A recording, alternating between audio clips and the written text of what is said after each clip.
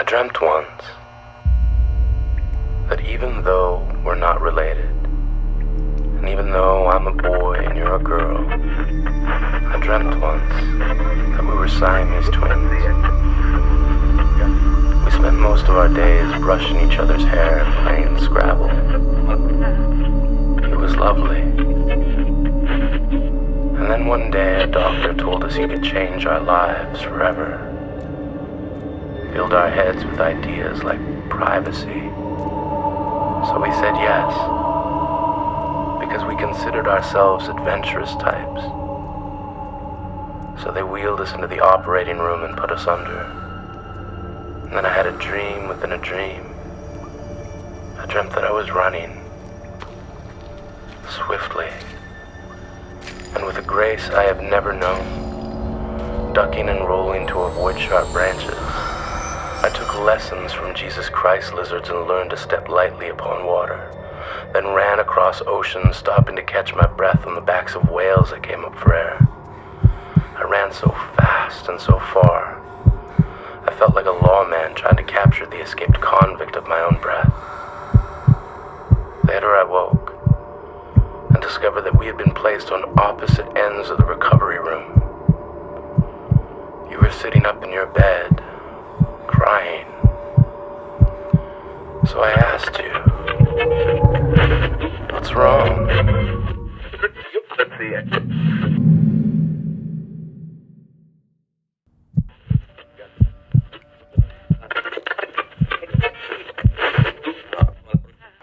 And you asked me,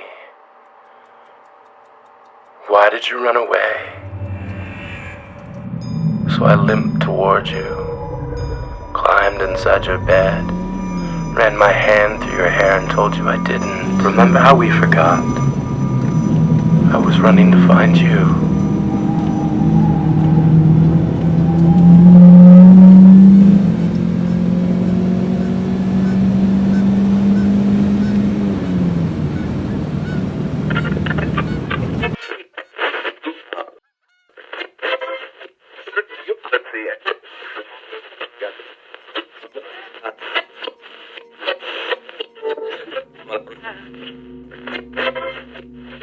Remember how no one ever really died in the wars we fought?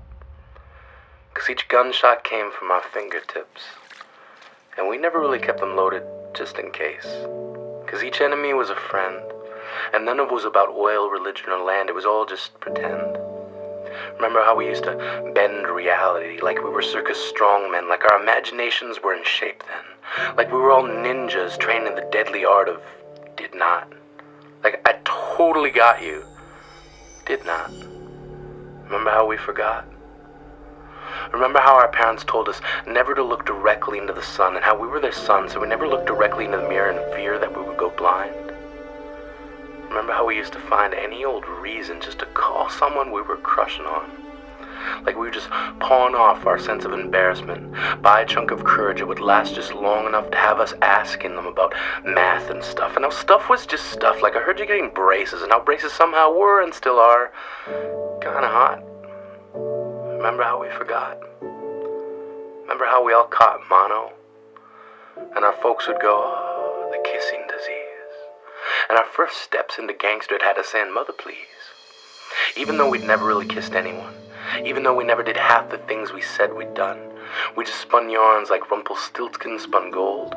We told ghost stories, never realizing we would one day ourselves become ghosts haunting the hallways of schools. Poltergeists breaking all the rules of silence in the library. But we had no chains to rattle. No voice to battle the fact that we had no vocal cords. We had only fingernails on chalkboards, and it would scream, shout, and yell, trying to tell ourselves what experience can teach us, what no teacher taught. Remember how we forgot? Remember when we wanted to be firemen? A time we now call back then. When boys wanted to be astronauts or superheroes. Those days when girls wanted to be prime ministers or princesses. And we all wished that recesses would last another couple years or so, because we were like midlife crisis men discovering Viagra for the first time. We could go all day. All we wanted to do was play, laugh, and run. We were young. Our dreams hung like apples, waiting to be picked and peeled, and hope was something needed to be reeled in so we could fill the always empty big fish bin of the one that got away and proudly say that this time, impossible is not an option. Because success is so akin to effort and opportunity they could be related. So we took chances. We figure skated on thin ice. Believed that each slice of life was served with something sweet on the side, and failure was never nearly as important as the fact that we tried. That in the war against frailty and limitation, we supplied the determination it takes to make ideas and goals the parents of possibility. And we believe ourselves to be members of this family, not just one branch on one tree, but a forest whose roots make up a dynasty. So when I call you sis or bro, it's not lightly. And when I ask you to remember, it's because the future isn't what it used to be. So remember now, pay tribute to every sacrifice laid upon the altar of somehow. For all the times somehow we overcame, somehow we pushed on, somehow we've gone the distance, and in going there we possess the freedom to map the uncharted lands of any and everywhere. We are unbound, 6 feet above the underground, where we will all one day rest. So until then, test the limits. Test the boundaries and borders of the headquarters potential laid just beyond the world's edge. Let the belief that hope belongs to us all be the pledge you take to make the unachievable as inconceivable as the false fact that we were never here. We were here. And our memories are as dear to us as every slow-motion moment or held breath. So remember every instant before death. Every first kiss, first dance, near miss, last chance, yes, no, maybe. So let us go the distance once more. Let us remember all the moments that were and were not. Like the point is something we can get, and what we can get is what we got, because all we have the times between the moments we connect each dot. So live and remember.